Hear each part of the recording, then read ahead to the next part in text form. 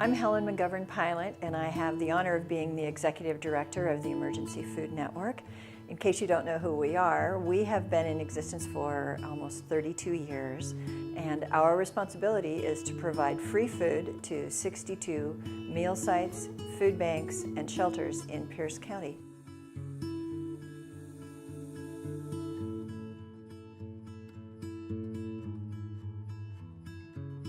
We right now are in 2014 distributing between 1.3 and 1.5 million pounds a month out of our warehouse, and about 150,000 pounds of food from our farm in the Puyallup Valley. It would not be possible to distribute that amount of food without the assistance of 2,000 volunteers who dedicate 20,000 volunteer hours each year to our Repack Project, our Mother Earth Farm, and our special events.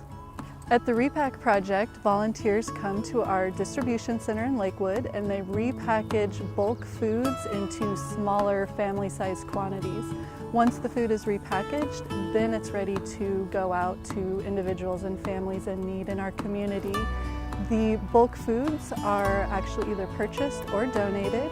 They can be dry foods such as rice, oats, or beans, or they could be frozen foods such as corn or peas, or they could also be fresh foods as well.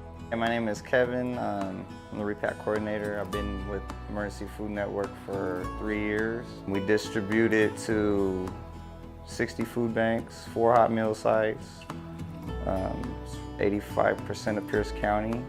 Without volunteers to help with the Repack Project, it's like impossible. So we need volunteers to help with the project to make sure that the people who are hungry and need the food get the food. Mother Earth Farm was started in the early 2000s. EFN was approached by a local landowner who offered to lease the organization the land for $1 a year.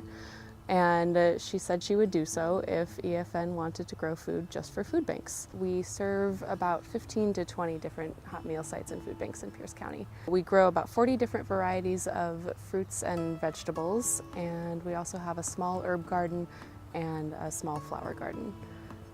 We are totally volunteer powered. We also work with a crew of women from the Washington Correctional Center for Women over in Gig Harbor.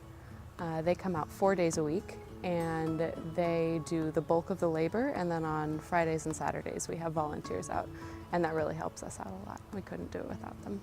Last year we had 500 volunteers come out over the course of the season, and that made up 2,300 volunteer hours, and that helped us produce 104,000 pounds of organic produce to give to food banks. Most of that produce gets to the food banks within 24 hours, which is pretty unusual. The farm will keep going for as long as they can continue leasing the land to us. This year we're adding a little bit more year-round production, so we'll be able to get food to food banks throughout the winter as well, so year-round fresh produce. And we plan on continuing working with the crew of incarcerated women and having as many volunteers as we can come out.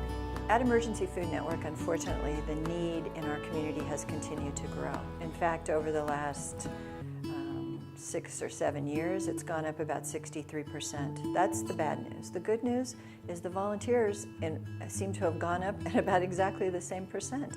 It's fun because they're so competitive. They try to all outdo each other, and they're all great. They're all very, very loyal.